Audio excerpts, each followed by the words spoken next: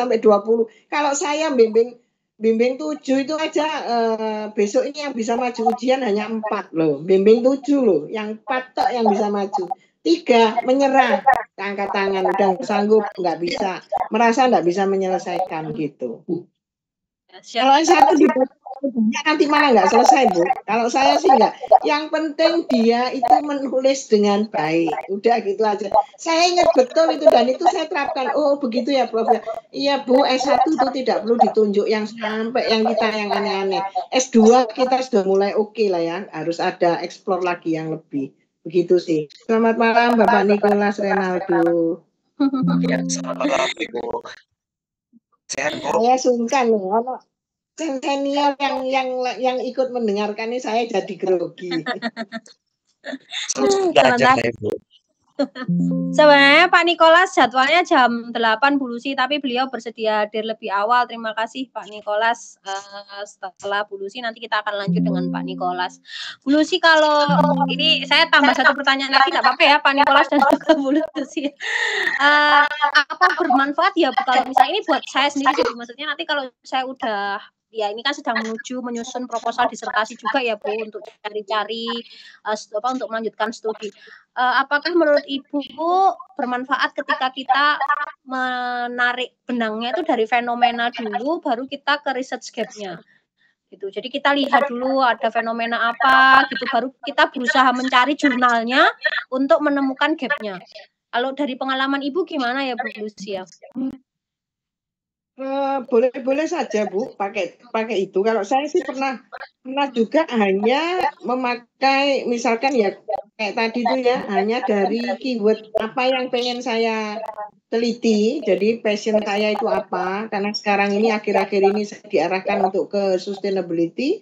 Saya akan memakai keyword itu untuk menulis artikel. Kemudian dari situ saya mempelajarinya memakai bibliometrik ya, dalam hal ini karena saya bisanya RStudio. Kalau saya first viewer saya nggak terlalu mahir. Saya pernah diajari 1 kali terus saya lupa. Jadi saya nggak pernah praktik sehingga saya tuh aduh nggak bisa saya. Nah, RStudio ini saya belajar, kemudian saya sering mengolahnya sehingga saya tuh menjadi familiar, dan sekarang ini bahkan mahasiswa juga saya ajarin gitu ya. Jadi saya merasa cukup yakin kalau dengan bibliometrik yang RStudio. Nah, biasanya saya mencari dari situ, Bu. Nah, saya mencari dari situ itu kan kita ada trending topik ya Bu ya, yang bisa kita lihat grafiknya itu. Nah, itu nanti ketahuan Bu trending topiknya. Atau kita bisa melihat melalui word cloud ya. Kata-kata apa yang paling sering muncul, tapi ada juga kata-kata apa yang jarang muncul. Nah, yang jarang muncul itu juga bisa menjadi peluang riset kita kalau kita mau gali lagi. Nah, ketika kita mau gali lagi pakai yang jarang muncul, itu kita bisa ulang lagi mencari pakai kata kunci tersebut gitu Bu. Jadi diputar-putar gitu Bu urut-urutannya gitu, nggak harus sama terus gitu. Siap Bu, yang penting ketemu lah Bu ya, riset gap-nya, novelty-nya itu ya Bu ya, mau dari depan ke belakang, belakang ke depan. Tapi ini Bu, ini ilmu baru buat saya, barusan saya catat ini Bu ya, pakai word cloud atau bibliometrik RStudio. Itu aplikasi ya Bu Lucy ya? Kasih gratis, nggak bayar. Nanti kan ini ada nanti tanggal berapa itu saya kan jadi pembicaranya. 12 kalau nggak salah. 12 itu saya tentang RStudio, dan itu sangat-sangat mudah, tidak sulit. Nanti kita akan lihat sama-sama ya, itu sangat mudah dan juga tidak berbayar. Sebenarnya sih teman saya ngomong post viewer lebih gampang Bu. Ya, tapi saya sudah terbiasa ya pakai ini RStudio. Jadi biasa, dan ketika saya mencari biasanya yang saya tergelitik untuk membaca itu adalah saya cari 10 artikel yang terbanyak disitasi itu Bu. Itu yang biasanya saya pakai. Saya download judul-judul itu kan nanti bisa keluarkan ya. Kemudian saya download judulnya. Nah, itu baru saya baca, lalu saya buat mapping lagi. Nah, saya mapping ini ya itu tadi kayak tadi yang saya bilang, saya bikin kotak-kotak Excel begitu, entah itu mau kuantitatif atau kualitatif gitu. Nah, nanti dari situ kita ulang lagi, oh berarti ini ternyata peluang riset terbesar itu ini. Nah, kita cari lagi pakai keyword lagi gitu. Siap. Wah, keren Bu Lucy. Baik Bu, ini sudah saya catat, nanti insya Allah setelah ini saya praktekkan. Karena ya seperti yang saya sampaikan, sebenarnya juga dari beberapa Bapak Ibu di sini sedang mengupayakan untuk studi lanjut Bu, termasuk saya gitu. Jadi mudah-mudahan apa yang Bu Lucy sampaikan pada malam hari ini benar-benar menjadi materi tambahan begitu ya Bu, pengetahuan bagi kami yang ingin melanjutkan studi S3. Baik Bu Lucy, karena sudah tidak ada pertanyaan, ya dari ya Begini, iya Bu. Budika. Iya. Kalau untuk mahasiswa ya, untuk Bapak Ibu dosen yang ingin melanjutkan studi lanjut, istilahnya itu jangan sampai nanti kena seperti saya ya. Saya kan S1 akuntansi, S3 kebetulan waktu itu karena saya kuliah biaya sendiri, saya mengambil doktor ilmu manajemen. Sehingga ternyata tidak diakui dan saya sekarang ini studi lagi doktor ilmu akuntansi. Jadi temukan dulu kita itu maunya nanti sekarang ini di mapping dulu penelitian kita arahnya kemana. Jadi misalkan kayak kemarin kan Pak Raffles, kalau saya tahu kan dia tentang fraud ya, dan dia itu konsisten. Artinya gini, mengajarnya pun itu harus berkaitan dengan audit semua gitu ya. Jadi jangan sampai seperti saya itu ketika dari asisten ahli mengurus ke lektor, saya terganjal sampai mundur sekitar 1 semester lagi, tambah prosesnya itu 1 tahun jadi kalau di total. Jadi saya mengurus dari asisten ahli ke lektor tuh 3 tahun. Kenapa? Karena program doktor saya ilmu manajemen, tetapi ternyata saya tidak ada mengajar mata kuliahnya berbau manajemen. Nah itu bermasalah. Jadi akhirnya saya harus mundur 1 semester, saya mengajar manajemen keuangan dan manajemen strategik. Nah jadi kalau ingin studi lanjut, mulai dari sekarang pastikan dulu. Sebenarnya kalau masih berantakan ya arah penelitian itu, kepengennya itu passionnya mau meneliti apa, supaya nanti ketika S3, ketika belajar, itu proposal boleh ngawur lah ya, mungkin ya sementara ini wes aku banyak ini ya nggak apa-apa lah ya, pokoknya cuma sekedar untuk proposal masuk ke S3. Tetapi ketika kita belajar, nah di situ nanti kan akan diarahkan. Nah, ketika diarahkan, itu pastikan nanti sejalan dengan arah-arah riset kita. Jadi jangan risetnya nggak karu-karuan yang ngalor ngidul, nggak genah, jangan. Jadi harus dipastikan. Jadi jangan sampai kayak saya ya, saya punya background bekerjanya itu sebenarnya adalah auditor. Passion saya itu di audit. Tapi ketika saya melamar kerja sebagai dosen, dari praktisi saya menjadi dosen, itu saya dipaksa harus dipajak. Padahal saya ini nggak senang pajak sebenarnya. Tapi mau nggak mau, karena dia bilang, kita butuhnya dosen pajak. Kita nggak butuh audit. Saya mau nggak mau belajar di pajak. Ya. Nah, ketika saya belajar di pajak, ternyata saya kan S3, saya ilmu manajemen. Nggak gatel ini pajak sama manajemen. Kecuali kalau ada, ya tapi tetap nggak gatel gitu. Nah di kampus saya juga ada mata kuliah manajemen perpajakan, nggak ada sama sekali. Ya tambah nggak gatel kan. Nah itulah yang saya bilang. Terus akhirnya gimana? Saya menyiasatinya pakai apa? Ketika saya mengurus menjadi asisten ahli dan apa? Saya konsisten dengan penelitian saya. Jadi penelitian saya pasti berbau nilai keuangan. Jadi firm value. Jadi saya pasti berbau keuangan semua. Mau kinerja keuangan UMKM, kalau asisten ahli kan masih beda-beda, enggak apa-apa ya, tidak harus fokus di satu. Mau keuangannya di perusahaan yang TBK dan lain sebagainya, nah itu saya konsisten di situ. Terus di sana, hanya saya waktu itu terjegalnya adalah saya tidak ada mengajar mata kuliah manajemen keuangan. Padahal disertasi saya manajemen keuangan. Akhirnya saya disarankan oleh reviewer, you harus mengajar dulu, mau nggak mau kan mundur 1 semester karena mengajar dulu begitu.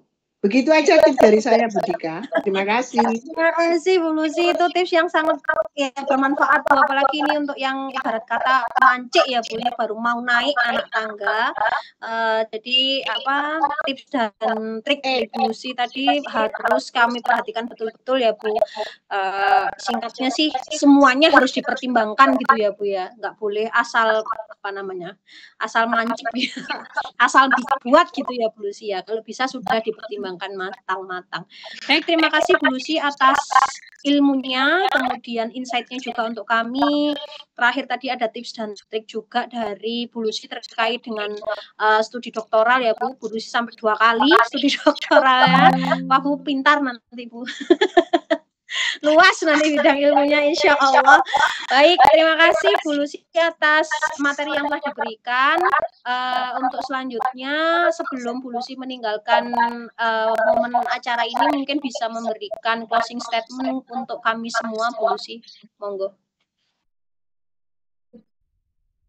Baik, closing statement saya sebenarnya adalah jangan menyerah ketika menemui jalan buntu dalam menulis artikel, ya. Itu aja, satu kalimat, jangan menyerah ketika menemui jalan buntu dalam menulis artikel, ya. Bersyukur kita ada pendampingan Ijma. Jadi harapan saya adalah semua peserta yang sudah benar-benar minta didampingi, seriuslah untuk benar-benar mengikuti arahan, kemudian benar-benar serius untuk mengikuti setiap sesi, meskipun mungkin kayaknya kok kayak detail gitu ya, 1 minggu 3 kali, kayak orang minum obat gitu ya, tapi ya sudahlah. Kenapa? Karena kalau tidak, kita tidak akan termotivasi gitu. Ya, itu aja pesan saya, Bu Dika. Terima kasih. Terima kasih Bu Lucy, terima kasih atas closing statement-nya.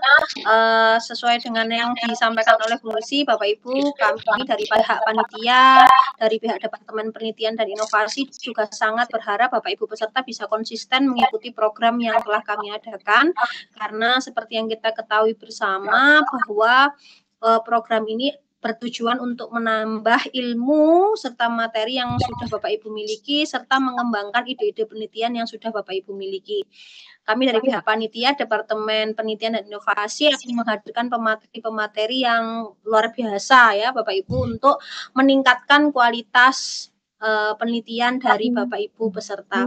Terima kasih Bu Lucy, saya sampaikan kepada Ibu, sehat selalu, insya Allah nanti tanggal 12 ya Bu, berarti ngisi lagi saya pasti datang Bu, tadi bibliometrik tadi saya biar studi saya lancar Bu ini S3 saya Bu. Saya tertarik sekali lah ini soalnya. Terima kasih sekali Bu Lucy, sampai ketemu lagi, sehat selalu. Ibu bisa kalau misalnya ada acara diperbolehkan untuk meninggalkan acara atau mengikuti kelasnya Pak Nikolas juga boleh Ibu. Terima kasih Bu Lucy. Baik Bapak Ibu. Baik Bapak Ibu, terima kasih atas kehadirannya sampai dengan pukul 19.33 ya, masih konsisten dan alhamdulillah jumlah peserta terus bertambah. Tadi waktu saya buka masih sekitar 26 orang dan alhamdulillah sudah meningkat ke 32 orang. Saya berharap atas nama panitia apa yang kami upayakan untuk anggota IKMA, untuk Bapak Ibu semua bisa benar-benar bermanfaat dan berkah untuk kita semua. Untuk materi selanjutnya akan disampaikan oleh Bapak Nikolas. Selamat malam Pak Nikolas, apakah suara saya terdengar? Ya, selamat malam. Terdengar jelas Bu. Oke, terima kasih Pak Nikolas. Setelah ini Bapak dipersilakan untuk memulai materi, namun sebelumnya izinkan saya untuk membacakan curriculum vitae Pak Nikolas. Bapak dan Ibu, di layar Bapak dan Ibu semua sudah saya tampilkan curriculum vitae dari Pak Nikolas Renaldo. Beliau lahir di Pekanbaru 9 Agustus 1995 dan saat ini beliau berdomisili di Kota Pekanbaru, Provinsi Riau. Untuk pendidikan, Pak Nikolas menyelesaikan ada ongoing ya Pak, ini masih ongoing. Saya bacanya dari bachelor kok ke bachelor lagi nya kaget ini tadi Pak Nikolas. Oke, baik, sudah paham. Oke, bachelor di accounting ya, S1 akuntansi di STIE Pelita Indonesia. Mungkin nanti bisa cerita sedikit-sedikit ya Pak, kenapa kok memutuskan untuk mengambil S1 lagi di sistem informasi ya Pak, di UT ini sepertinya ya Pak ya. Ya, kemudian menyelesaikan masternya di STIE Pelita Indonesia dan sudah menyelesaikan program doktor tepat di tahun 2024 baru saja ya berarti Pak Nikolas di Universitas Trisakti Indonesia. Saat ini Pak Nikolas kembali lagi menempuh studi S1 di jurusan Sistem Informasi Universitas Terbuka. Untuk pendidikan non formal ada Computerized Accounting, Stephen Computer Indonesia. Pak Nikolas tergabung dalam berbagai organisasi yang sudah saya tampilkan juga ya Bapak Ibu. Kalau saya baca nih nampaknya nanti sampai pukul 8 ini nggak selesai nih. Banyak banget, tapi yang terbaru yang tergabung di 2024 adalah Asosiasi Young Accounting Scholars as Regional Coordinator 1 dan Member of the Research Ethics Team. Untuk pengalaman kerja juga banyak sekali yang masih berjalan dengan sampai dengan saat ini di bidang pajak, kemudian juga di bidang akuntansi. Untuk sertifikasi, Pak Nicholas memiliki beberapa sertifikasi di tahun 2023. Yang terbaru adalah terkait dengan kompetensi Certified of Competency Assessor dan juga digital marketing. Di depan di layar Bapak Ibu juga sudah tertampil ya Scopus ID, Google Scholar, Orsit ID, Sinta ID dengan skor overall 1358, kemudian Garuda ID, Pak WOS dan link PDDT. Baik Pak Nicholas, saya rasa saya cukupkan di sini untuk kurikulum vitae Pak Nicholas. Sudah siap Pak Nicholas? Ya, sudah siap. Terima kasih. Siap. Terima kasih Pak Nicholas. Dipersilakan untuk memulai materi pada malam hari ini. Untuk materi yang akan diberikan di malam hari ini adalah terkait dengan teknik memetakan tren penelitian menggunakan FOSS Viewer. Ya, silakan. Terima kasih Pak Nicholas. Oke, selamat malam Bapak Ibu yang ada di Zoom pada malam hari ini. Izinkan saya untuk mengabarkan materi teknik memetakan tren penelitian menggunakan FOSS Viewer. Sejujurnya saya sendiri juga baru beberapa tahun ini aja belajar pakai FOSS Viewer.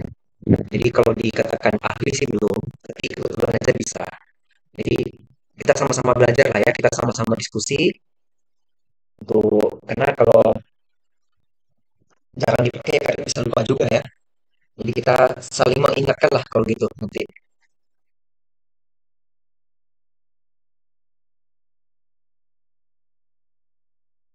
Oke, kita pertama lihat dulu ya.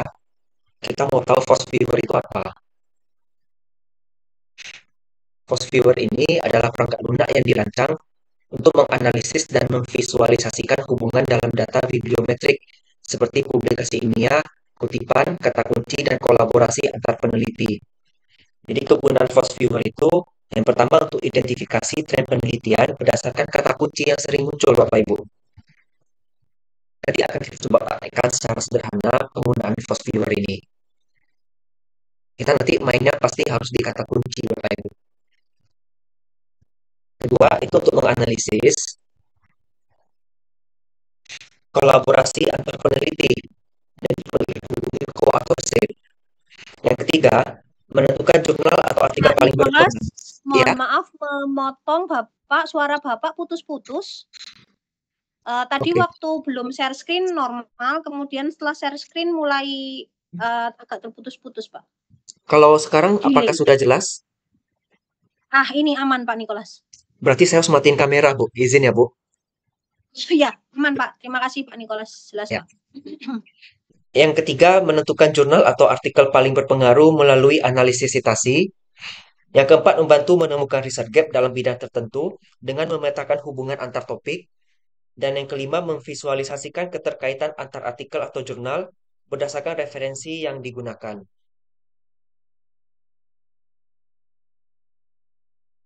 Nah, di sini ada keunggulan FOSS Viewer dibandingkan dengan Biblioscience atau Citespace. Silakan Bapak Ibu baca dulu sebelum saya ganti slide-nya.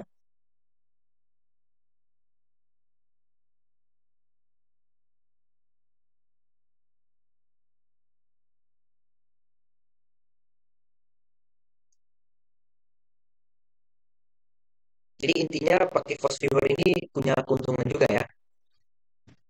Yang jelas, apapun itu terusnya sebenarnya itu membantu kita untuk mendapatkan yang kita inginkan di situ.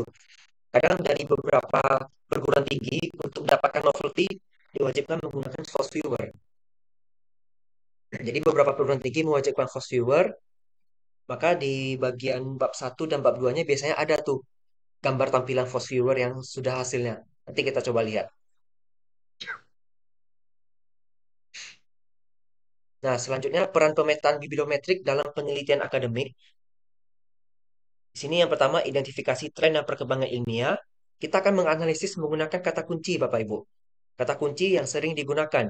Jadi nanti peneliti bisa melihat topik yang sedang berkembang dan menemukan peluang penelitian baru. Yang kedua, menemukan riset gap, Bapak Ibu. Kita nanti bisa mengetahui aspek mana yang masih kurang diteliti, sehingga dapat digunakan untuk menentukan topik penelitian yang relevan. Kemudian bantu penentuan target jurnal, meningkatkan kolaborasi, mengukur dampak penelitian. Jadi memang bibliometrik itu sangat bagus kalau kita mau pakai untuk literatur review ya. Selanjutnya, persiapan data untuk Force Viewer. Sebelum kita masuk ke dalam aplikasi Force Viewer, memang sebaiknya kita itu harus mempersiapkan datanya dulu, Bapak Ibu. Oke, coba saya lihat dulu. Ini ada beberapa sumber data yang biasanya digunakan untuk menggunakan Force Viewer. Ada Scopus, Web of Science, Google Scholar, PubMed, dan Lens.org. Ini ada masing-masing ada keunggulan dan kekurangannya. Sebenarnya ada satu lagi, namanya Publish or Perish atau POP. Mungkin beberapa Bapak Ibu pernah mendengar aplikasi itu ya. Itu bagus juga aplikasinya. Nah, di sini cara mengunduh data referensi dari Scopus atau WOS. Ini ada langkah-langkahnya. Kalau dari Scopus kita login dulu, kita fitur Advanced Search atau Basic Search, pilih artikel.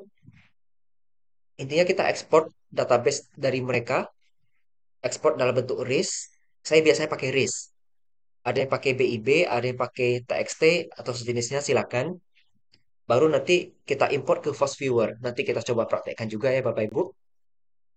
Nah, ini format file yang kompatibel. Saya seringnya pakai RIS karena saya kan terkadang pakai Mendeley juga. Jadi Mendeley itu kan referensi yang kita pakai di jurnal ya. Kan langsung kita masukin ke dalam Mendeley karena kita kan mau citasi. Nah, dari jurnal itu semuanya nanti kita ekspor dalam bentuk RIS kalau saya. Dari RIS itu baru saya import ke Force Viewer, barulah nanti kita atur bagaimana pemetaannya nanti.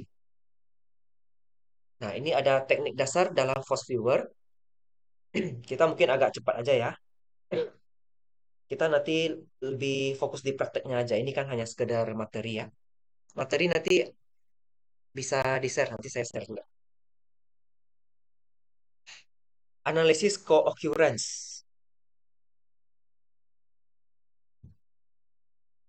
Oh, sorry. Analisis co-authorship duluan ya.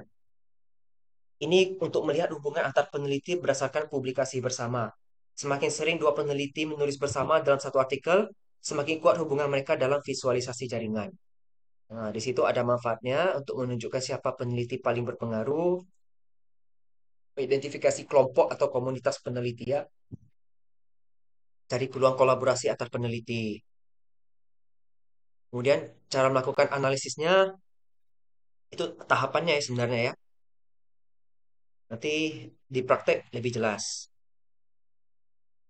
Kemudian hasil ini menunjukkan siapa bekerja sama dengan siapa, klasternya, dan dapat digunakan mencari mitra kolaborasi baru. Kemudian analisis co-occurrence ini untuk melihat frekuensi kemunculan kata kunci dalam penelitian dan bagaimana kata kunci tersebut saling berhubung. Nah, saya paling sering pakai co-occurrence ini karena saya ingin mengetahui mana variabel yang lebih berkembang, mana variabel yang paling jarang digunakan, jadi terus mana variabel yang tren di tahun tertentu. Itu fitur co-occurrence-nya. Nah, untuk manfaat, cara melakukan dan hasilnya bisa Bapak Ibu baca aja, kita biar cepat.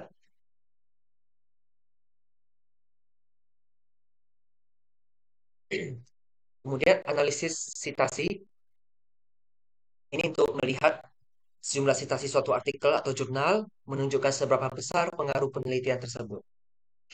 Ada manfaat, cara analisis dan hasil, nanti kita praktekkan aja langsung. Kemudian analisis bibliographic coupling untuk melihat hubungan antar dokumen berdasarkan kesamaan referensi. Ini melihat hubungan antar artikel berdasarkan referensi yang sama. Jika dua artikel mengutip banyak sumber yang sama, berarti mereka memiliki kesamaan topik. Ini ada manfaat, cara, dan hasil. Nanti kita praktekkan langsung. Sambil menunggu, saya harap Bapak Ibu di sini sudah bisa menginstal Host Viewer ya.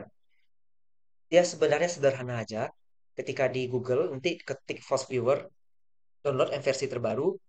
Kalau yang punya saya itu bentuknya WinZip. Jadi nanti kita ekstrak, itu bisa langsung dipakai tanpa perlu install. Hanya saja yang versi terbaru saya kurang tahu bagaimana. Karena saya punya sudah sekitar 3 tahun yang lalu. Waktu saya kuliah S3 juga itu. Ini ada interpretasi dan visualisasi hasil. Nanti di sini ada beberapa aspek yang harus Bapak Ibu perhatikan ya. Pertama, node atau simpul. Ini mewakili entitas penelitian. Seperti nama penulis, kata kunci, atau jurnalnya. Kemudian edge atau garis ini hubungan antar entitas. Kemudian cluster mengelompokkan entitas dalam tema yang mirip. Warna dalam cluster dan dalam overlay. Nah, kalau biru itu untuk lama, kalau kuning itu yang baru. Jadi kalau mau cari variabel yang baru, cari yang warna kuning nanti. Kemudian tren akuntansi. Nanti mana yang paling gede lingkarannya itu yang paling sering dipakai. Kemudian tren digital business, ini contoh aja. Tips dan best practice. Nih, ada menghindari kesalahan umum dalam pemrosesan data di Fast Viewer. Data tidak lengkap atau format salah. Ini paling sering ditemukan masalah ini. Kita kalau pakai Publish or Perish, aplikasi yang ini ya Bapak Ibu,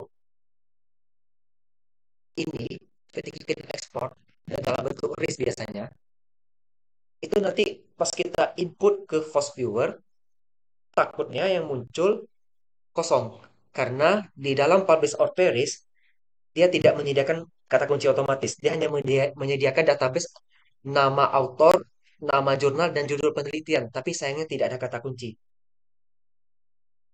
Jadi ya agak gimana gitu ya kalau pakai Publish or Perish untuk yang ini. Cuma saya kurang tahu apakah Publish or Perish yang terbaru sudah mendukung atau enggak fitur yang ini. Karena punya saya kebetulan yang lama ya.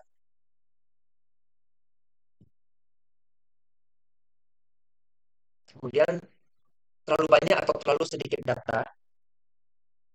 Ini pakai filter, menggunakan threshold, kemudian duplikasi data juga, atau nama penulis berbeda-beda. Solusinya kita pakai OpenRefine atau Excel untuk menyaring dan menyamakan data sebelum diolah. Kemudian teknik meningkatkan kualitas analisis. Nah, kita normalisasi nama penulisnya Bapak Ibu.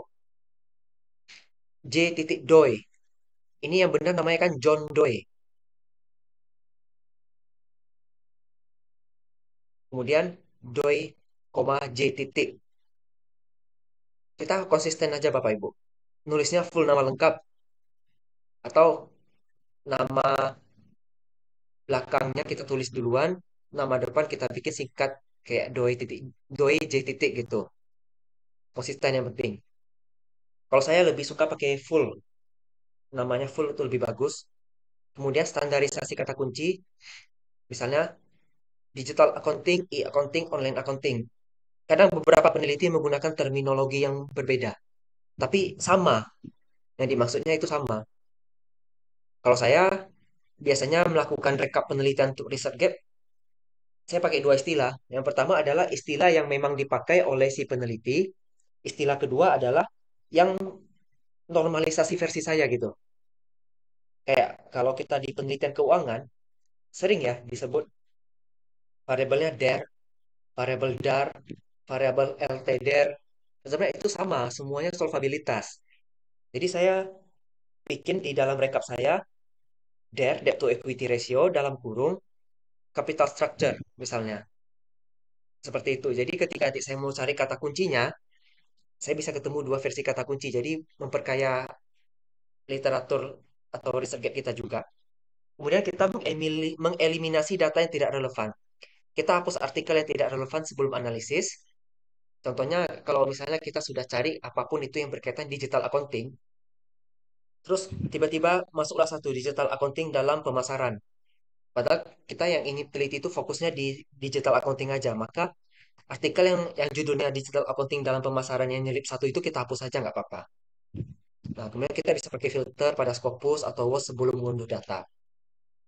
Ini strategi memilih jurnal target berdasarkan pemetaan tren. Kita identifikasi jurnal paling banyak dikutip. periksa tren kata kunci, dan cek scope dan impact factor. Ini nanti pas di praktek biar lebih jelasnya ya, Bapak Ibu. Nah, ini sudah selesai di PPT-nya. Kita coba sekarang untuk prakteknya sederhana. Jadi kalau kita menginstal Force Viewer, nanti tampilan pertama yang muncul adalah seperti ini Bapak Ibu.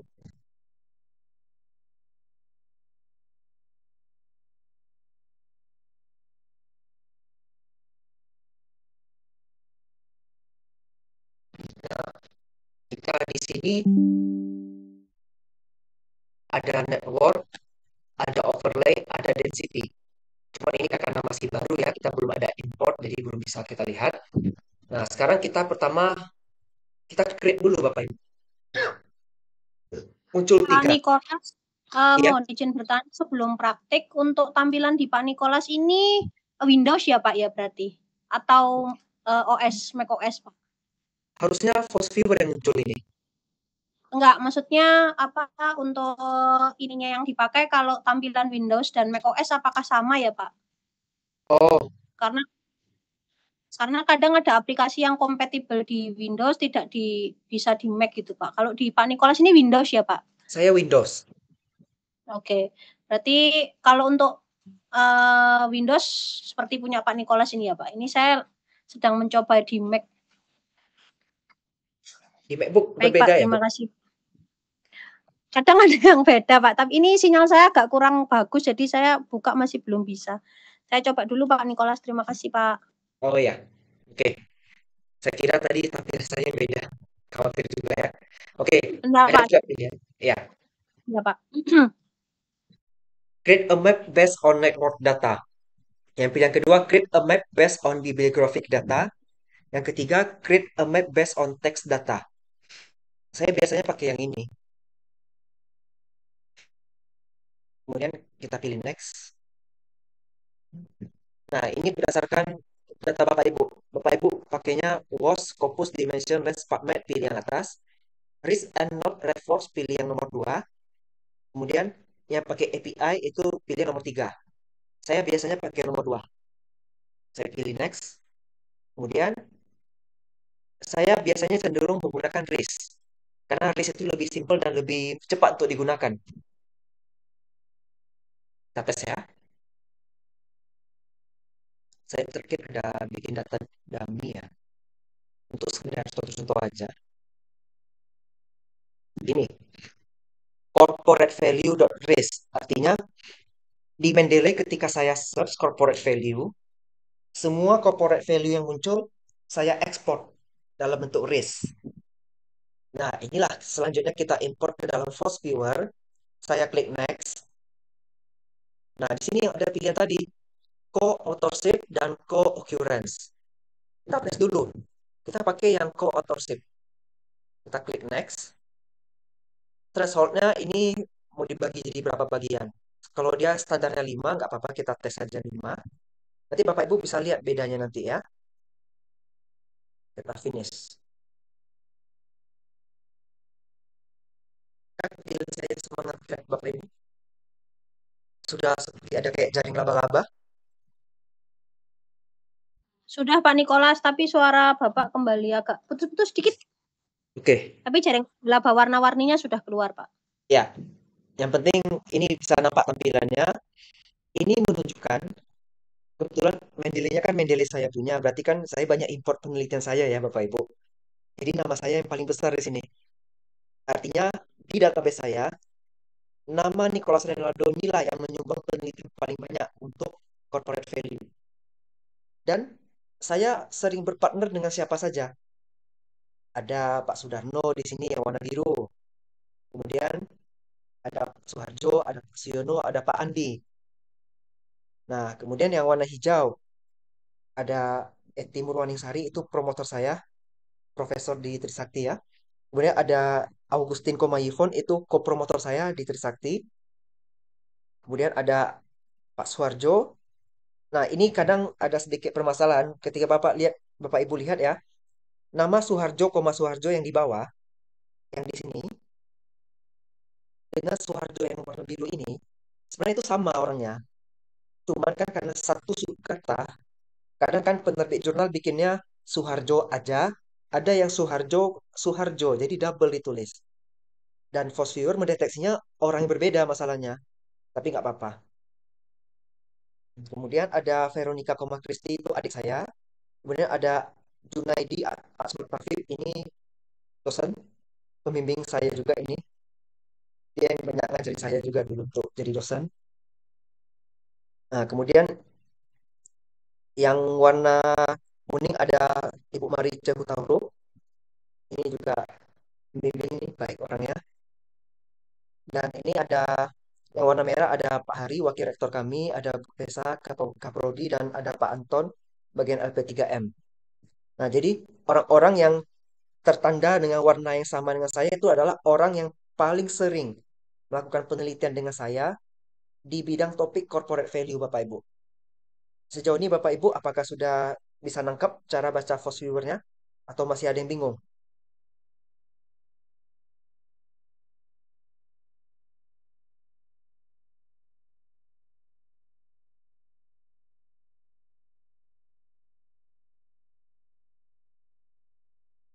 Kalau tidak kita lanjut ya Bapak Ibu. Lanjut, Pak.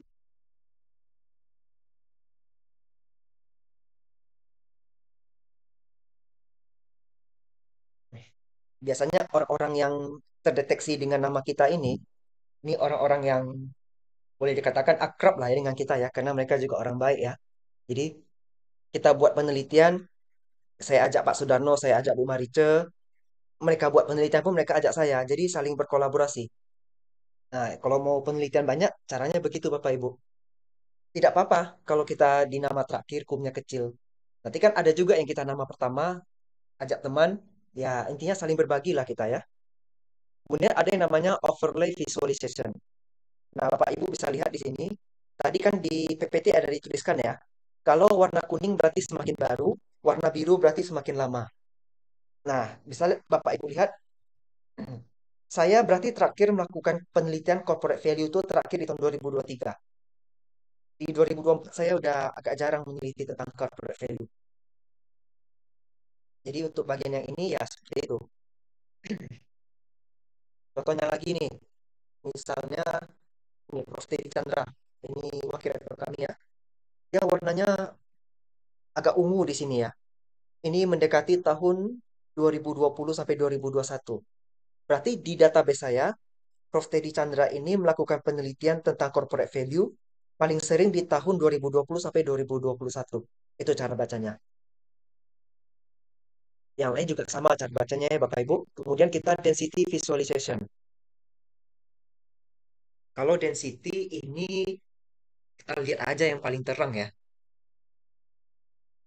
Yang paling terang ya kebetulan nama saya karena memang saya yang paling banyak melakukan penelitian corporate value di database saya. Ya karena memang kebetulan artikel saya yang saya masukin ke Mendeley kan. Tapi kalau kita masukin nanti yang lain pasti beda. Tapi nggak apa-apa kita tes dulu yang fitur keduanya. Ini kita masih lanjut, next kan saja. Kita masuk ke co-occurrence.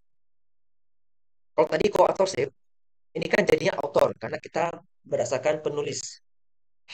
Kalau co-occurrence, yang muncul di sini pilihannya adalah keywords. Keywords berarti kata kunci. Kita pilih next. Thresholdnya ada minimal 5. Sorry, bukan minimal, standarnya 5. Kita next. Ini 135 otomatis kita mau naikin, kita mau turunin pun tidak masalah. Tapi 135 sudah paling tinggi ini. Coba saya turunin ke 120 ya. Kita cuma tes-tes saja Bapak Ibu. Kita klik next. Nah, di sini bisa kita sortir. Kayak kata kunci, kadang kalau di Mendeley kan kurang rapi ya Bapak Ibu. Kayak 10, doi, org, https ini kan tidak termasuk kata kunci ya. Atau tidak termasuk variabel ya. Jadi ini kita sortir sedikit. Ya, ini sortir lagi. Jadi kan kalau penelitian, Bapak Ibu pasti tahu lah variabel-variabelnya ya. Jadi kalau yang rasanya bukan seperti variabel ya kita hapus saja. Kayak gel classification ini kan bukan variabel ya. Ini kita hapus. Dan yang abstrak juga kan bukan variabel ya. Oke, saya rasa oke. Kita lanjut finish.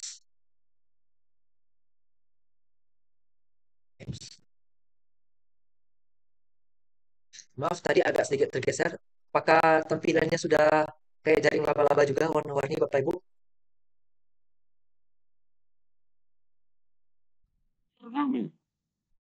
Oke, di sini kita lihat ya, kalau per variabel, penelitian yang lingkarannya paling besar, kira-kira apa Bapak Ibu ya? Yang bisa kita lihat di sini. Kita zoom, terlihat environmental performance yang paling besar. Dan besarnya itu setara dengan ini, yang ini, financial performance. Setara juga besarnya dengan profitability. Jadi kalau mau tahu ini sebenarnya kita lihat langsung di density saja Bapak Ibu. Cuma karena terlalu mepet, banyak yang cerah jadinya. Kita balik ke sini. Jadi kalau kita mau tahu ya, faktor-faktor apa saja yang mempengaruhi environmental performance atau variabel apa yang bisa berkaitan dengan environmental performance. Ya, yang paling dekat itu berarti yang harus satu warna dengan environmental performance Bapak Ibu. Berarti di sini environmental performance itu dekat dengan ada organizational performance, ada supply chain management, sustainability, green intellectual capital, dan lain-lainnya. Kemudian kalau yang ini, financial performance, warna hijau. Berarti financial performance, kita cari variabel yang memang sering muncul bersamaan dengan financial performance. Atau faktor yang mempengaruhi financial performance, atau financial performance mempengaruhi variabel apa. Nah, itulah dia di sini, cara mainnya. Financial performance rupanya bisa mempengaruhi stock return. Paling atas Bapak Ibu lihat, yang ini stock return-nya. Kemudian, corporate social responsibility rupanya bisa berpengaruh ke financial performance. Kemudian financial performance bisa berpengaruh juga terhadap earnings management. Kurang lebih Bapak Ibu sudah dapat gambaran untuk membacanya?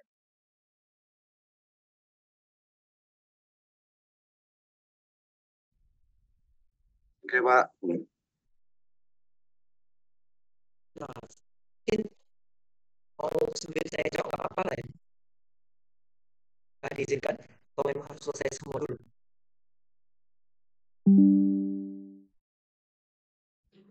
Silakan Bapak Ibu, mungkin ada pertanyaan. Sebenarnya lebih enak kalau langsung ya Pak. Iya, lebih enak begitu saya rasa. Nanti takutnya kalau langsung semua nanti lupa. Tapi sejujurnya ya ini dari komen-komen juga saya baca masih agak roaming Pak, termasuk saya. Mohon maaf Pak Nicholas karena ini saya baru dulu pernah nyoba pakai Publish or Perish Pak, terus kemudian kurang relate gitu, jadi saya enggak terlalu mendalami. Ini lihat yang hari ini juga first viewer baru dari Bapak ini. Jadi mungkin pelan-pelan Pak nanti. Oh ya, Saya coba cari lagi. Baik Pak, sepertinya tapi di kolom komentar juga belum ada pertanyaan Pak. Jadi mungkin bisa dilanjut dulu Pak Nicholas. oke. Kita lanjut. Kita Tanya ke sebentar, Ibu. Oke, baik Pak, ada yang bertanya Pak. Mohon maaf tadi Pak siapa? Pak Fatur Rahman. Nggih, monggo Pak. Ya, terima kasih Ibu Dika. Selamat malam Pak Nicholas. ya, selamat malam. Ini maaf Pak, saya baru pemula untuk belajar Postpia ini ya. Ya, mungkin masih agak sedikit bingung ya, karena tadi data awal yang Bapak input dalam bentuk RIS tadi Pak ya. Iya. Itu gimana Pak cara mengambil data RIS-nya itu Pak untuk dimasukkan ke Postpia-nya gitu Pak? Oh ya, boleh. Kita praktekkan ya Bapak Ibu. Ya, mungkin itu aja Pak pertanyaannya Pak. Ya, Terima kasih Pak Fatur Rahman. Ke Pak Nicholas mungkin bisa langsung praktek saja Pak Nicholas. ya. Oke. Ada pertanyaan yang sama dari Bu Riri. Izin bertanya Pak, untuk file RIS-nya dari mana ya Pak? Saya juga kebetulan pengguna Mendeley, tapi di folder laptop saya data nggak ada.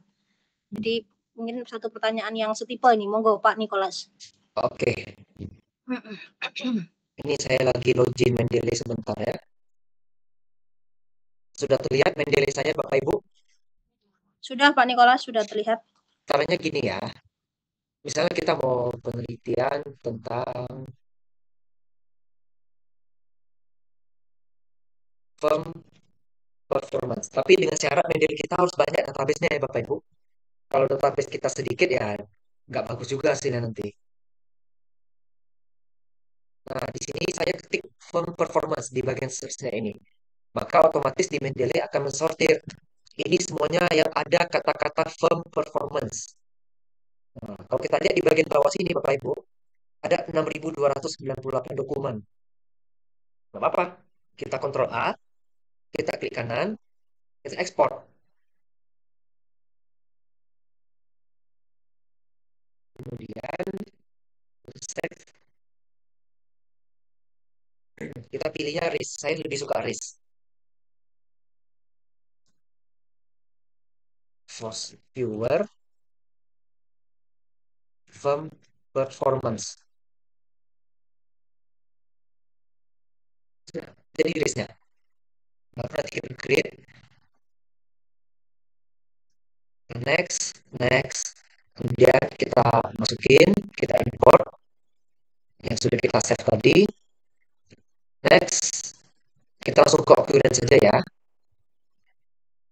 Thresholdnya 5, ini 128, kita lanjutin aja. Nah, untuk yang seperti ini. Kelihatan post viewernya Pak, mohon maaf. Oh iya, sorry. Berarti tampilan ini masih Mendeley ya. Oke, kita ke post viewer. Kita klik create. Create map based on bibliographic data seperti biasa. Kemudian kita pilih yang sudah kita save tadi. Dan dalam bentuk RIS, tadi saya kasih nama Force Viewer Firm Performance. Next. Occurrence keywords yang kita pilih. Thresholdnya tetap 5. Ini 128 ya, biarin aja. Dan ini yang rasanya tidak cocok sebagai kata kunci kita sortir. Tapi untuk menghemat waktu tidak semuanya saya sortir ya. Langsung aja kita pilih finish. Nah, nanti tampilannya akan seperti ini Bapak Ibu. Jadi ini yang berkaitan dengan firm performance. Nah, di sini kita lihat yang paling besar kan environmental performance lagi ya. Kenapa environmental performance di database saya yang paling banyak? Karena disertasi saya tentang environmental performance Bapak Ibu. Jadi saya importnya banyak tentang kinerja lingkungan waktu itu. Nah, di sini yang berkaitan ya, inilah variabelnya. Kita lihat yang warna merah. Kemudian overall visualization. Kita lihat yang paling banyak warna yang paling terbaru warna kuning ya, 2022 berarti banyak bahas tentang SDGs, employee performance. Kalau yang agak lama 2016 warna ungu dia, capital structure. Karena memang penelitian keuangan kalau menggunakan variabel capital structure, corporate performance memang sudah agak lama itu. Karena di variabel di keuangan saya lihat tingkat perubahannya agak lebih lambat dibandingkan dengan penelitian yang di bidang yang lain. Karena penelitian yang menggunakan data primer itu perkembangannya lebih cepat daripada penelitian yang menggunakan data sekunder, Bapak Ibu. Karena data sekunder seperti laporan keuangan itu sudah baku.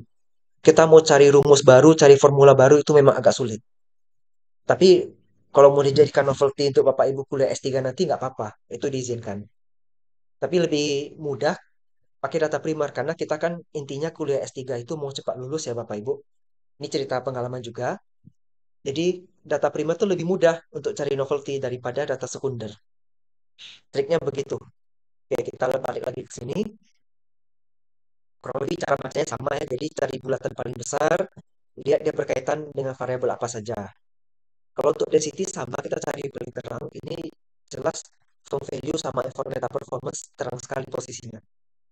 Nah, terus mengenai threshold tadi, kita coba tes ya Bapak Ibu. Kalau thresholdnya kita kurangi, misalnya menjadi 1, maka di sini ada 2.485 kata kunci. Kalau kita naikin thresholdnya menjadi 10, mereka menjadi 51. Kita bikin jadi 5, jadi 128. 128 ini apanya? Inilah dia 128 kata kunci. Jadi dia melakukan pengelompokan di sini ceritanya. Jadi semakin banyak threshold kita buat, pengelompokannya jadi semakin lebih sedikit. Jadi cuma 51. Nanti kita lihat, tampilan gambarnya akan berbeda jauh dengan yang Bapak Ibu lihat yang di versi pertama ini.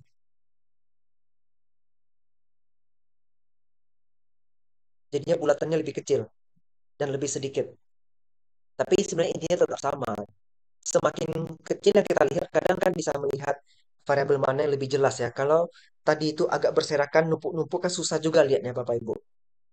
Nah, terus trik untuk mencari novelty, kalau melalui di sini, Ibu lihat environmental performance contohnya. Dia cari lingkaran yang paling jauh dari pusat environmental performance. Yang paling jauh di sini ada manajemen ya, manajemen yang ini. Cuma saya warna kuning yang manajemen. Kalau bisa yang merah, tapi paling jauh. Berarti itu adalah digital transformation dan sustainability.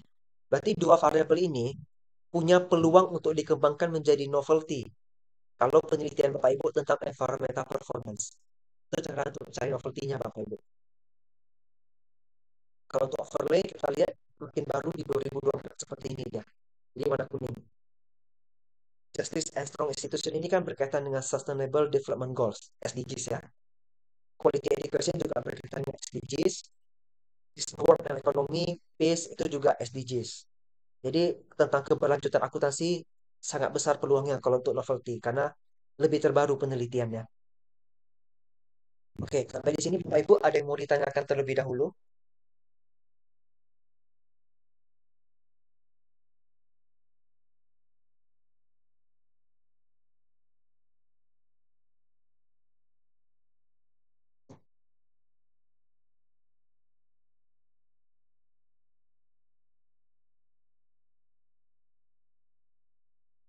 Tidak ada. Kita coba praktek yang lain lagi Bapak Ibu. Di sini kita lihat ada based on network data ya. Saya sejujurnya belum pernah pakai fitur-fitur di Force Viewer secara keseluruhan. Karena kadang cuma mau aja pakai yang bibliografik ini. Jadi ya sambilan belajar juga. Kalau misalnya ini dari Scopus, kalau dia minta Scopus file ya. Ya, terus mengenai tadi ada API ya. API itu sebenarnya database juga. Mungkin boleh juga ya saya jelaskan publish queries karena bisa berkaitan juga. Karena Bapak Ibu kan perlu untuk bikin file listnya ya. Sekarang di tampilan Zoom saya, apakah sudah terlihat untuk aplikasi publish of queries-nya? Harusnya sudah ya.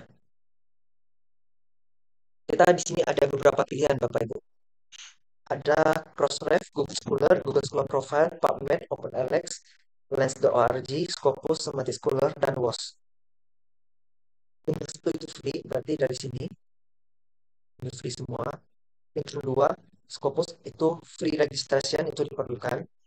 Kalau bintang 3 itu external subscription, berarti harus bayar. Kita coba free dulu. Kita coba Crossref. Kalau saya ketik nama saya di sini,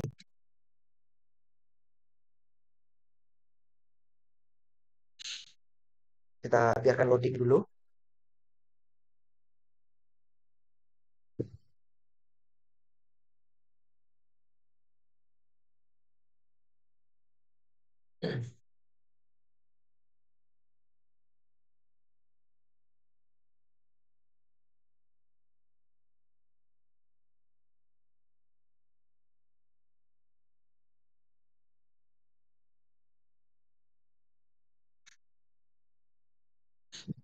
Daripada nunggu terlalu lama, ini kita cancel aja. Ini kan sekedar untuk contoh.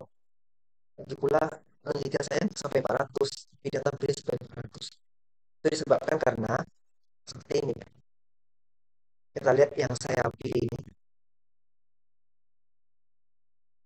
Nama saya kan Nicholas Renaldo. Tapi di sini Johan Renaldo pun terdeteksi. Padahal ini bukan punya saya. Kalau tidak mau diekspor, nanti kita hilangkan aja centangnya.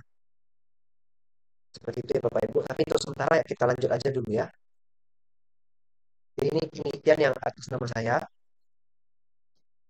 Kita blok Ctrl A, klik kanan, save result as. Nah, Bapak Ibu tinggal pilih mau sebagai bibtex, CSV, sampai RIS.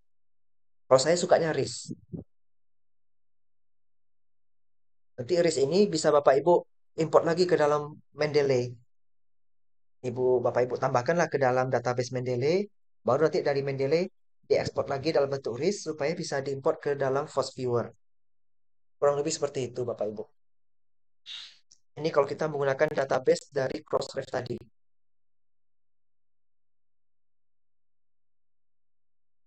Sebenarnya kalau Google Scholar sebenarnya sama. Misalnya title words-nya tentang sustainability.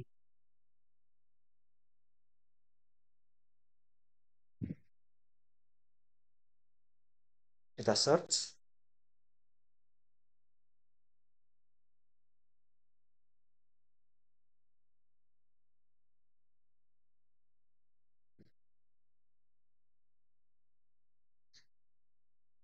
Paling 100 saja ya kita ambil, yang nggak usah banyak. Kita blok. Kita klik kanan. Save result as list. Sini saya akan save ini sustainability. Sustainability accounting. Kita langsung aja ke source viewer-nya ya. Jadi untuk mengambil database-nya tidak mesti dari POP ya, Publish Paris atau dari Mendeley, bebas dari mana aja. Selagi kompatibel dengan source viewer kita ya tidak ada masalah ya Bapak Ibu.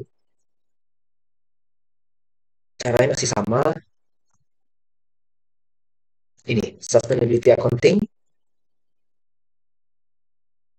Nah, di sini bisa Bapak Ibu lihat kok accuracy-nya tidak mau terklik. Penyebabnya seperti yang saya bilang tadi. Karena dari Publish or Perish, dia tidak menyediakan database khusus untuk kata kunci. Makanya nggak mau terbaca. Dia bisanya hanya deteksi berdasarkan co-authorship. Kekurangannya di situ. Jadi ya agak sayang sebenarnya. Jadi nggak bisa banyak yang kita teliti di sini.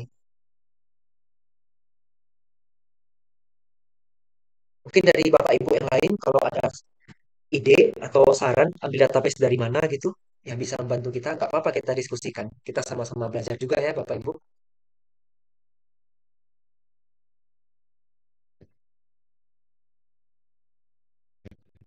Kemudian sebagai bentuk ini juga kita kan ada tadi Scopus API ya. Kalau kita lihat di sini ya, di Publish or Perish, ketika kita mau minta database dari Scopus,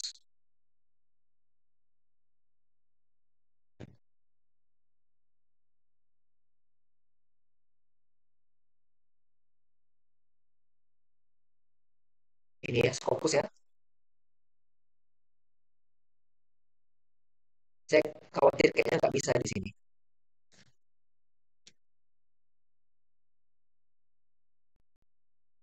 Oh, rupanya bisa.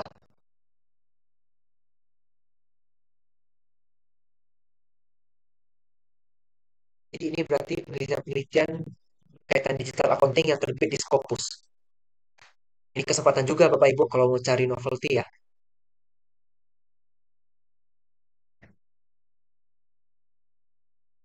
Caranya sama, Bapak Ibu blok, lalu klik kanan, save result as list. Cuman saya nggak ada kata kunci, jadi tetap aja nggak bisa kita mainkan untuk cari variabel.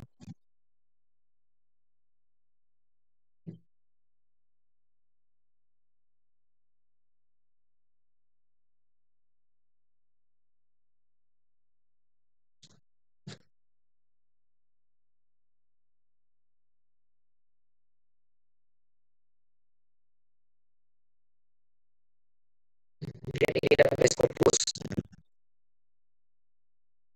Kadang kita perlu data API-nya ya supaya bisa dapat.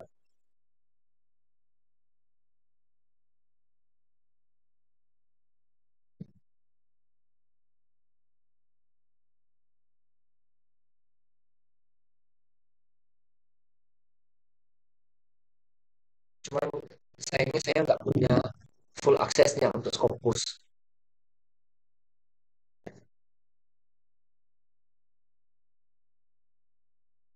ini Scopus API.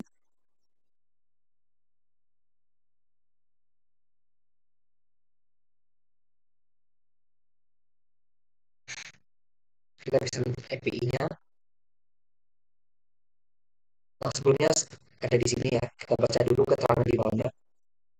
Jadi API ini gunanya untuk mendapatkan data citasi, metadata, dan abstrak dari semua jurnal yang diterbitkan atau dirilis oleh Scopus. Jadi API ini berfungsi nanti untuk bantu kita cari kata kunci yang sering muncul di Scopus. Kita coba ya, I want an API key. Kita harus sign in.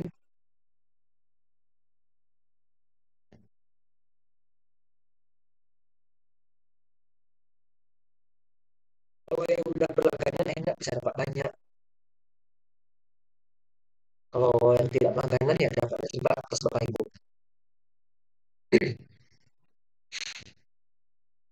Kita coba kopikan aja satu kode.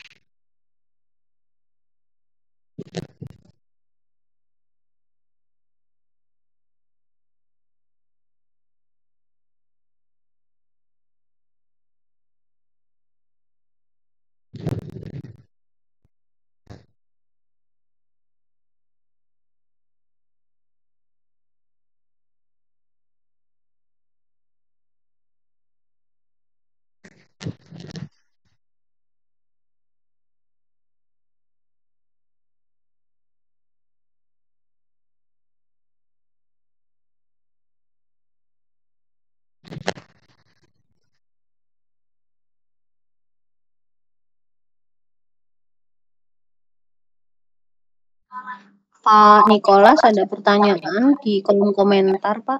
Oh ya, Terkait dengan penggunaan publish or perish di macOS. Waktu search keyword di Scopus, kenapa diminta Scopus APK? ya. Terima kasih pertanyaannya Pak Gede Teguh Prasetya. Saya panggil Pak Teguh aja kali ya. Jadi Pak Teguh, Ya. ketika kita pertama kali pakai Publish or Perish dan mau ambil database Scopus, dia memang minta API key. Nah, kebetulan saya sudah import tadi. Tadi saya sudah lihat step-stepnya dari Bapak. Saya sudah dapat APK-nya, Pak. Ya. Tapi memang terbatas ya, Pak ya? Nggak bisa terus-terusan ya minta APK itu ya? Setahu saya terbatas, Bapak. Baik, Pak. Makasih, Pak. Nanti kalau mungkin sudah berlangganan, mungkin akan menjadi berbeda ya, Pak Nicholas? Kalau langganan mungkin pasti full akses itu. Karena kan bayar ya. Oke. Iya, kampusnya mungkin yang sudah berlangganan Bapak Ibu di sini. Kadang kan ada yang mungkin kampusnya memang berlangganan.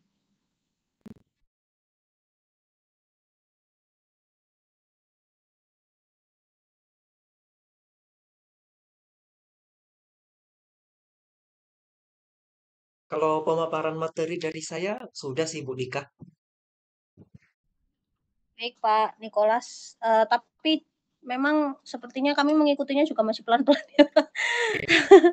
Jadi mungkin nanti, jadi ini Bapak Ibu juga banyak yang minta materi Pak, jadi mohon berkenan untuk di-share juga. Kalau untuk recordnya ada di YouTube Hikmah nggih Bapak Ibu, jadi monggo nanti yang mau mengulang termasuk saya ini ikut penjelasannya pelan-pelan, nanti bisa belum memasuki sesi tanya jawab. Tapi tadi sebenarnya langsung tanya sih Pak Bapak Ibu. Jadi sebenarnya Bapak Ibu juga sambil praktek. Mungkin ada yang ingin ditanyakan lagi Bapak Ibu? Silahkan. Karena kalau praktek ya memang lebih enak tanya jawab begitu. Atau masih mengikuti pelan-pelan ini Pak mungkin? Ya, Kalau untuk waktu S3 dulu Pak, ya kembali lagi karena saya pribadi juga masih mau memanjat ke tangga studi S3 nih Pak. Utamanya dulu waktu Pak Nicholas lagi studi tuh ini bermanfaat untuk enggak dulu sih, Bapak baru lulus 2024 ya Pak. Enggak dulu banget berarti. Baru aja nih tahun lalu. Ini utamanya kalau untuk bikin disertasi di apanya nih Pak? Dari variabel untuk topologi Ibu. Oke. Jadi Kalau Pak Nikolas disertasinya berarti sekunder Pak datanya. Saya primer. Kuantitatif kah Pak?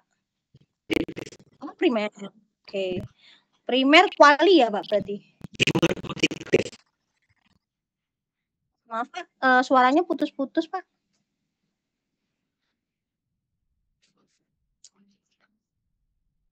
Termasuk ada pertanyaan juga Pak dari Bu Kristina di kolom chat Pak Nikolas. Oke, ya.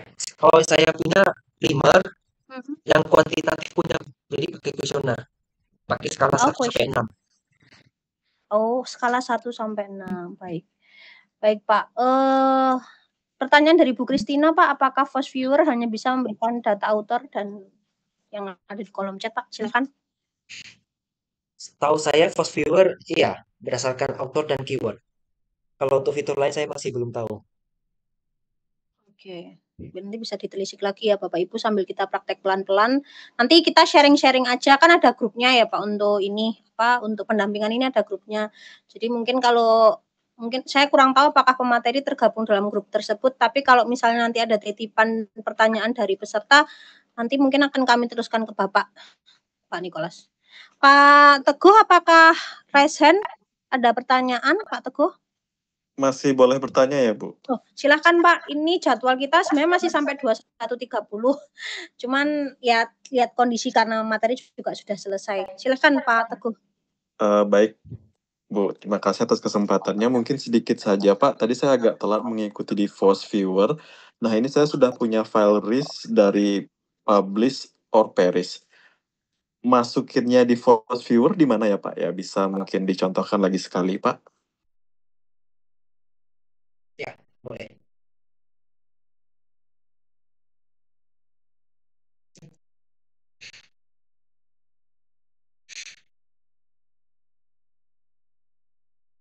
Ini apa Pak Ibu? Kita klik create, lalu create a map based on bibliographic data.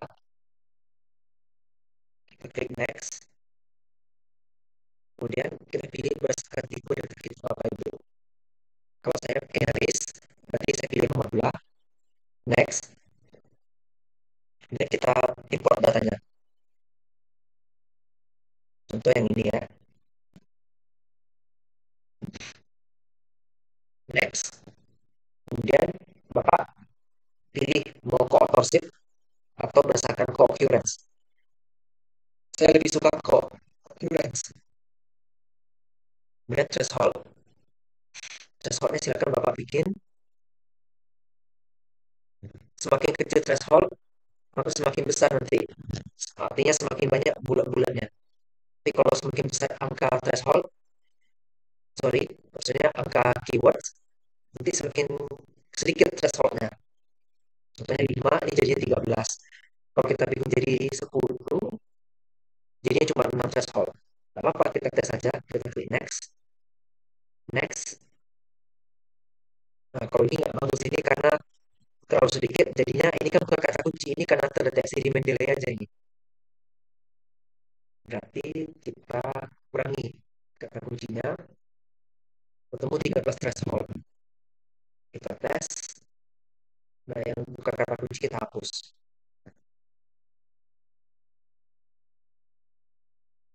Kita klik finish. Nah, cuman ini kan gambarnya kurang bagus ya.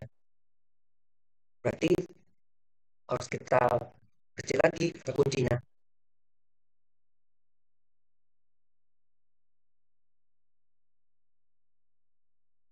Kalau 1 itu kebanyakan nanti jadi 495. Susah bacanya. Kalau 2 berarti jadi 97. Kalau 97 saya rasa masih oke. Ini kita hapus sedikit.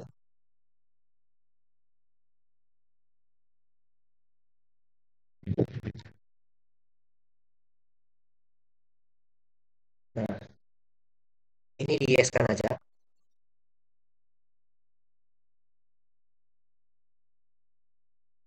Misalnya seperti ini. Kurang lebih seperti itu, Bu.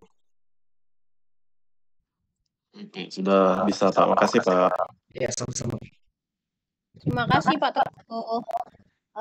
Selanjutnya Pak Nikola sudah pertanyaan dari Bu Kristina lagi Pak. Oh maaf Bu Saila dulu. Pak, terkait jumlah artikel yang dikumpulkan untuk diolah di Force Viewer, apa jumlah minimal atau maksimal setelah collect dan difilter dari sumber-sumber seperti Scopus? Oke, sejujurnya saya kurang tahu berapa minimum dan berapa maksimumnya. Yang jelas selagi bisa masuk dan bisa diolah, silakan Bapak Ibu lakukan. Cuman tadi sepertinya kalau terlalu sedikit juga ini ya Pak ya. Bagus. Iya. Tadi saya harus memperbaiki Mendeley saya sih Pak. Ini kalau saya sih aktif di Mendeley sih Pak. Tadi punya Bapak sampai puluhan ribu. Oh ya, Saya lihat wow. dari 2015 saya kumpulin itu. Oh gitu ya Pak ya. Ya, dari saya Memang ke satu. ini ya. Oh ya itu Pak kelirunya saya. Saya administrasi database saya kurang rapi. Ternyata ngaruh ya Pak. Ngaruh, Saya tuh terutama kadang gini.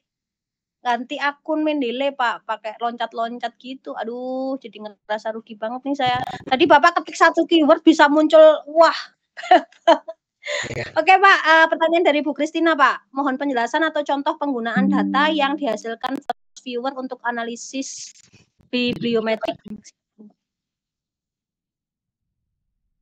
Contoh penggunaan data yang dihasilkan Force Viewer. Oh, Yep. baik, kalau analisis bibliometrik, contohnya kalau kasus seperti ini yang saya tampilkan, ini kan berdasarkan co-authorship. Berarti saya lupa tadi saya ambil database apa ya.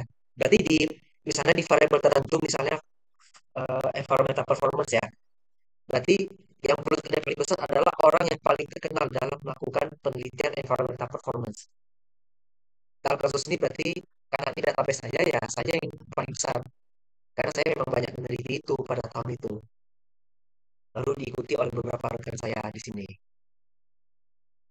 Nah, itu fungsinya kalau di bibliometrik. Kemudian ini bisa juga kita lihat kalau yang saya berwarna merah, berarti saya lebih akrab dengan orang-orang yang warna merah gitu.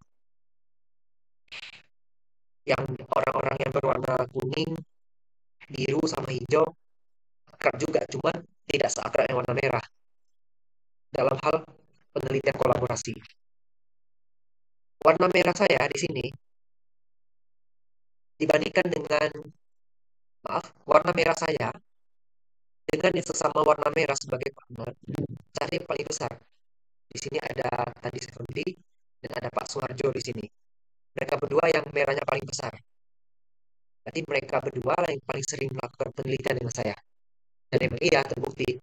Karena di kampus Pak Suharjo dan Pak Tandi ini memang satu tim peneliti kami. Cuman Pak Tandinya sudah almarhum, jadi nggak ada lagi. Jadi 2024 meninggal waktu itu. Kami sama-sama kuliah di Sakti itu. Kayak ini ya, Pak Suyono, Bu Suwati, Pak Tandi, Pak Suharjo, dan teman saya kuliah S3 sekolah yang tinggal di masih sedang berjuang. Harusnya tahun ini sudah bisa selesai mereka. Nah, kemudian kalau dikaitkan ke warna hijau, yang paling besar Suharjo ya. Nah, sebenarnya Suharjo yang di sini dengan yang di sini sama, cuman ya terbaca dua di sini karena yang satu pakai koma. Jadi kalau bisa di database Mendeley-nya kalau ada yang namanya tunggal seperti Suharjo ini, silakan Bapak Ibu rapikan konsistensi aja.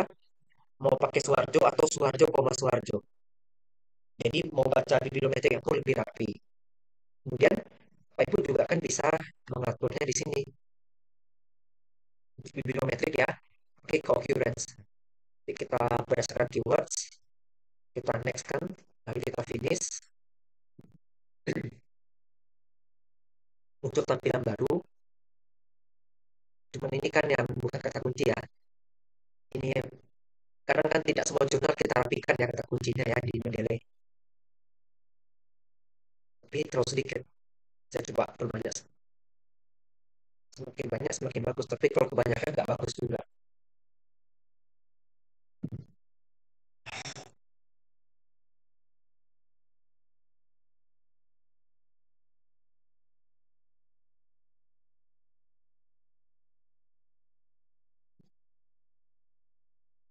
Oke, ini tampilan baru berdasarkan kata kunci.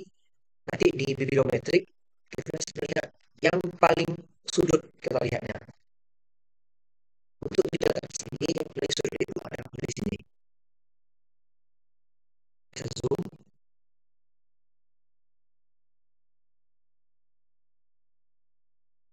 Ini bukan kata kunci nih ya. Nah, kata kuncinya bisnis. Berarti penelitian bisnis ini terus ada apa di sini? Financial behavior, ada tentang kompetensi ya. Kemudian apa di sini yang biru? Ease of use. Nah, variabel-variabel yang tadi di ujung itu juga termasuk yang paling jarang dipakai, sehingga di bibliometrik itu bisa dijadikan sebagai novelty nanti. Dasar pengambilan activity kita. Kurang lebih seperti itu, Ibu Christina. Contoh penggunaan data yang hasil dari FOSViewer ini. Baik, terima kasih Pak Nikolas, semoga menjawab. Terima kasih juga Bu Christina atas pertanyaannya. Bapak dan Ibu, jika ada pertanyaan silahkan terkait dengan penggunaan dari FOSViewer sendiri. Pak Nikolas, mungkin sambil kita menunggu Bapak Ibu yang lain memberikan pertanyaan ya Pak. Kalau untuk FOSViewer ini saya melihatnya memang harus memiliki input data yang baik ya Pak ya. Karena kalau dari saya seperti saya tadi pengguna Mendeley, saya melihat punya Bapak selain database-nya baik, itu tadi juga ada apa namanya arahan begitu untuk merapikan gitu ya Pak, jangan ada penulisan yang tidak konsisten dan seterusnya. Jadi pada intinya apapun aplikasi yang kita gunakan, kalau misalnya data yang diinput itu tidak bagus atau tidak oke juga tidak bisa menghasilkan hal yang baik juga ya Pak Nikolas ya.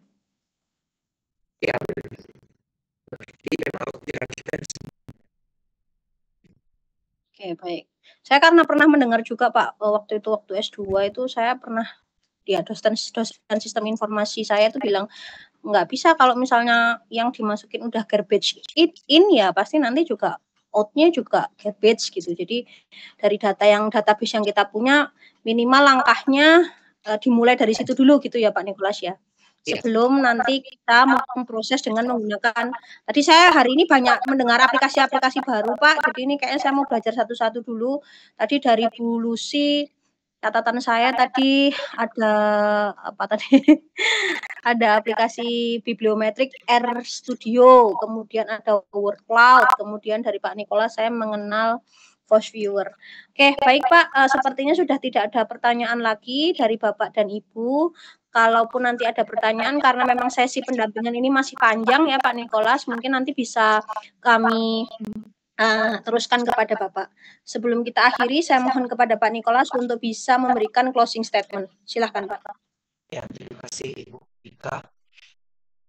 Sebenarnya bukan closing statement sih, tapi lebih kepada motivasi aja ya Bapak Ibu. Kalau untuk melakukan penelitian, silakan Bapak Ibu lakukan penelitian sesuai passion Bapak Ibu. Metode apa saja tidak ada masalah, yang penting penelitian itu selesai dan bisa dipublikasikan. Kalau ada kendala, nggak apa-apa kita diskusi karena kita hidup itu memang harus saling bantu ya.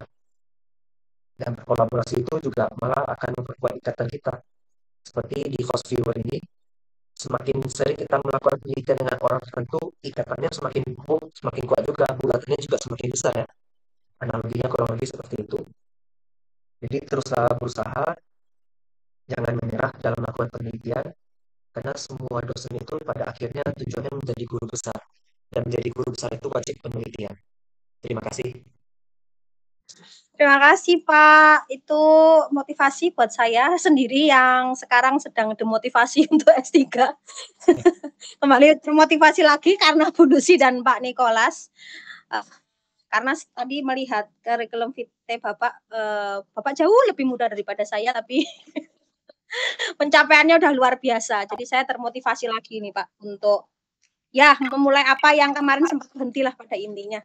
Terima kasih Pak Nikolas atas motivasi yang barusan diberikan kepada Bapak. Tapi saya setuju banget Pak kalau ya setiap dosen terlepas dari apapun yang ya mungkin bolehlah menjabat sebagai kadep ini itu, tapi ya pencapaian tertinggi kita sebagai dosen adalah guru besar atau profesor. Nah, dengan itu juga diperlukan kolaborasi ya Pak. Tadi saya melihat jaring laba-laba yang berwarna-warni, bukan berarti kolaborasi itu semakin mendegradasi kemampuan kita, itu malah memperkaya apa yang kita punya. Termasuk dalam acara-acara seperti ini ya, Bapak Ibu, kami dari pihak IKMA, kami dari pihak panitia juga berharap sekali melalui acara-acara yang diselenggarakan oleh Departemen Penelitian dan Inovasi, melalui workshop, melalui seminar, kemudian juga melalui pelatihan-pelatihan semacam ini, Bapak dan Ibu bisa saling menjalin silaturahmi, yang nantinya mungkin dari silaturahmi itu bisa meningkatkan kolaborasi penelitian seperti yang disampaikan oleh Pak Nikolas. Pak Nikolas, saya mewakili panitia, saya mewakili IKMA dan juga Departemen Penelitian dan Inovasi mengucapkan apresiasi yang setinggi-tingginya dan juga penghargaan karena hingga pukul 22 malam ini saya tahu Bapak pasti juga kesibukannya luar biasa. Bapak bersedia memberikan banyak ilmu Pak untuk kami, motivasi untuk kami semua yang ada di sini. Semoga Bapak senantiasa dalam lindungan Tuhan Yang Maha Esa. Baik Bapak dan Ibu, peserta kelas pendampingan dan mentoring riset untuk sesi malam ini, hari Senin 3 Februari 2025 telah berakhir. Jika Bapak dan Ibu memiliki pertanyaan lanjutan terkait dengan apa yang disampaikan oleh Ibu Lucy dan juga Pak Nikolas, Bapak dan Ibu bisa menyampaikan di grup atau kepada panitia untuk kemudian bisa kami lanjutkan kepada panitia. Tetap semangat Bapak dan Ibu karena kami masih memiliki banyak materi yang tidak kalah menarik dari materi malam ini. Semoga apa yang kita cita-citakan bersama dari kelas pendampingan dan mentoring ini bisa tercapai, yaitu kolaborasi dan peningkatan kualitas riset. Dengan demikian, saya akhiri pertemuan kita malam ini. Selamat beristirahat Bapak Ibu, semoga Bapak Ibu dilindungi senantiasa oleh Tuhan Yang Maha Esa, sehat selalu, sampai bertemu di kesempatan berikutnya. Saya akhiri. Untuk malam hari ini, link presensi juga sudah di-share oleh panitia di grup, di kolom chat dan juga di grup. Saya akhiri, terima kasih. Mohon maaf apabila terdapat kata-kata maupun perbuatan yang disengaja maupun tidak disengaja yang kurang menyenangkan. Mohon maaf apabila terdapat kesalahan teknis dan keterlambatan. Saya mewakili panitia undur diri. Assalamualaikum warahmatullahi wabarakatuh. Selamat malam Bapak dan Ibu. Terima kasih ya, Ibu Ika. Terima kasih Pak Nikolas. Sehat selalu Bapak Ibu. Selamat malam Bapak Ibu, selamat istirahat. Ya, saya ada meletak email saya di chat ya. Atau ada yang mau siap. Kasih. Oke, ada nomor ya Pak di materi juga sudah ya Pak. Tadi saya melihat materi Bapak sempat di-share juga di grup. Sudah, di chat. Ada. Oke, baik. Siap. Terima kasih. 26. Siap Pak Nikolas. Terima kasih Pak. Ya, saya izin ya, Ibu. Iya Pak.